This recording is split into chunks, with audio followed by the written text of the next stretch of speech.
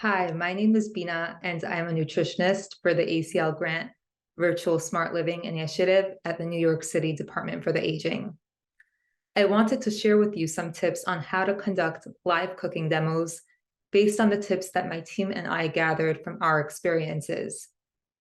Having support from a moderator before, during, and after the demo makes the process smoother and more successful. Therefore, there are separate videos for the dietitian and for the moderator on what steps they'll do and how they work together. This first video for the RD will cover what the steps in advance the dietitian can do to prepare for the virtual cooking demos. Step 1, select the date. The date of the demo might influence the recipe you select. For example, if you are doing a demo near the time of a holiday, you may want to choose a specific recipe relevant to that holiday. Step 2, find the recipe. Find a low-cost recipe that will be interesting. You will want to think of something that sounds attractive. You also may want to consider something that will go well with the season or try something from different cultural backgrounds. My Plate Kitchen is a great resource to search for recipes. On their website, there is a feature to refine your search when looking for a specific recipe, such as by the course. Their recipes also contain nutrition facts labels, which can go on your recipe card. Step 3, assign a flyer and review.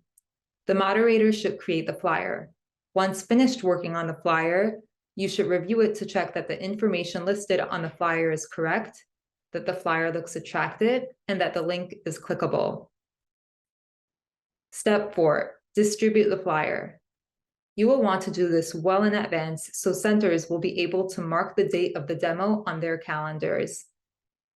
Step 5, assign researching information and review. Assign the moderator to research information on the recipe and then review it. The moderator can come up with canned questions on the nutritional benefits of the recipe, food safety concerns of the recipe, alternative equipment or tools that can be used to prepare the recipe, and substitutions of ingredients. The moderator can then research the answers and provide sources of where the information comes from so that the RD can review it. Step 6, assign recipe card and review.